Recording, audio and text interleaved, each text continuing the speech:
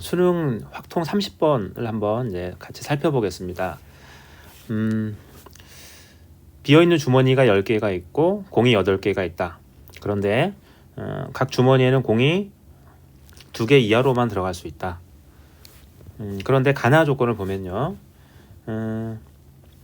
공의 개수가 1인 주머니가 4개 또는 6개 있죠. 네. 그리고 나에 보면은 공의 개수가 2인 주머니와 이웃한 주머니에는 공이 들어있지 않다. 어떤 문제를 해결할 때는 여러분들 가장 중요한 부분이 있죠. 사실 이 문제를 쭉 보면은 어떤 예를 들어서 우리가 경우의 수를 이해하는 게 중요한데 우리가 많이 이제 훈련이 된 상태에서 수능을 보기 때문에 이 30번 문제를 읽고 여러분들이 가장 이제 중요하게 생각해야 될 부분은 이 나 조건을 읽고 공의 개수가 2인 주머니와 이웃하는 주머니에는 공이 들어있지 않다. 여기서 약간 여러분들이 이걸 좀 생각했었어야 되죠. 이웃 불가. 자, 이게 이웃 불가 문제다라는 겁니다. 그러니까 이 문제를 읽고 이제 이웃 불가라는 걸 생각한다면 그렇게 꼭 어려운 문제가 아닐 수 있다. 이렇게 좀 결론적으로 얘기할 수 있는데 좀 더 과정을 한번 살펴보도록 하죠. 그러면 우리가 이제 이 경우의 수에서는 이제 몇 가지 케이스로 나누어서 생각을 많이 하죠. 우리가 분할적 사고라고 하는데 가를 보면은 우리가 알 수 있는 게 공개수가 1인 주머니, 그렇죠? 자, 1인 주머니가 4개 또는 6개라고 했어요. 자, 그러면 4개일 때 한번 살펴보면 항상 이제 여러분들이 생각해야 될 건 뭐냐면 경우에 있어서 가장 중요한 건 그 예를 들어주는 겁니다. 지금도 보면은 공이 1인 주머니가 4개라 그랬죠. 예, 그리고 총 공의 개수가 10개이기 때문에 우리가 이제 생각을 해보면 공이 좀 8개죠. 8개니까 예를 들면 이런 거죠. 1인 주머니가 4개가 있고 그 다음에 그러면 이제 나머지 이제 1인이 아니니까 4개가 남은 거는 무조건 이제 2인 주머니가 될 수밖에 없죠. 그러면 총 주머니가 10개니까 하나도 없는 0인 주머니가 4개가 있죠. 자, 이렇게 우리가 예를 들어볼 수 있어요. 자, 그리고 나를 좀 생각을 해보면 나를 읽고 나서 여러분들이 이웃 불가라는 거를 좀 캐치를 해야 되는데 이걸 하고 나서 생각해 드릴 게 이웃 불가의 어떤 기본풀이죠. 우리 항상 일단 이웃 불가다. 2인 주머니 좌우로는 공이 들어있지 않아야 되니까 0이 있어야 되겠죠. 그래서 우리가 결과적으로 보면은 이끼리 이웃하지 않아야 되기 때문에 또 0이 와야 되기 때문에 여기 이제 0을 먼저 나열하고요. 이렇게 양 끝자리랑 사이자리 총 5개가 있죠.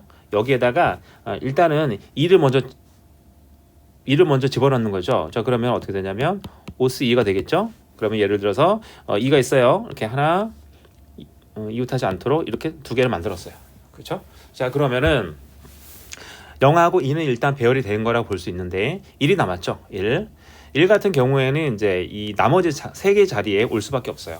올 수 있는데 어차피 1은 구분되지 않기 때문에 이 나머지 3개 자리에 우리가 만약에 여기를 이제 개수를 x, y, z라고 잡으면 그렇죠? x, y, z라고 잡으면 이제 x, y, z의 합이 4가 되겠죠?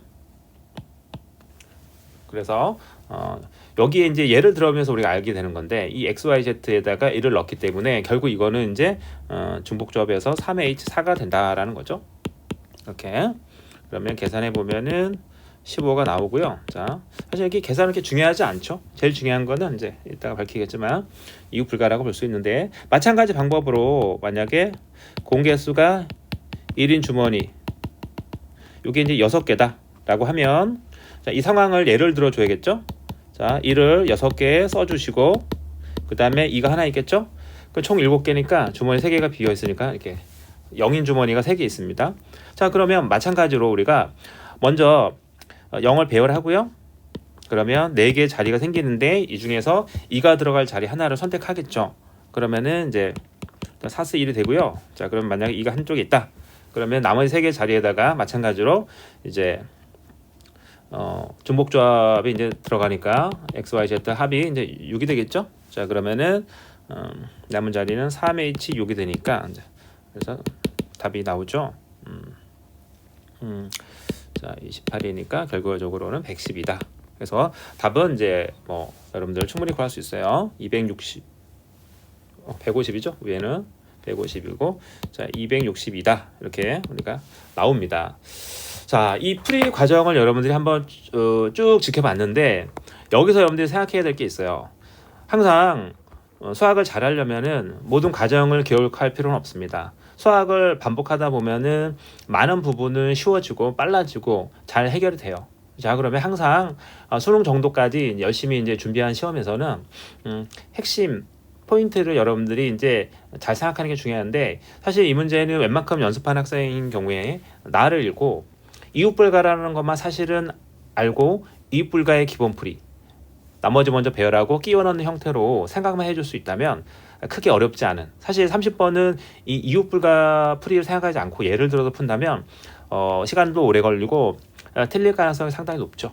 자, 그래서 이 출제자들이 원하는 거를 느낄 수가 있어요. 뭐냐면 출제자들이 원하는 거는 우리가 교과서에서 배웠던 어떤 메인 패턴에 대해서 얼마만큼 확실히 있느냐를 테스트한다고 볼 수 있겠어요. 확통에 이제 29, 30, 28까지를 보면 이 세 문제를 보면은 29, 30이 이 메인 패턴에 대한 확신을 물어본다라고 볼 수 있겠죠.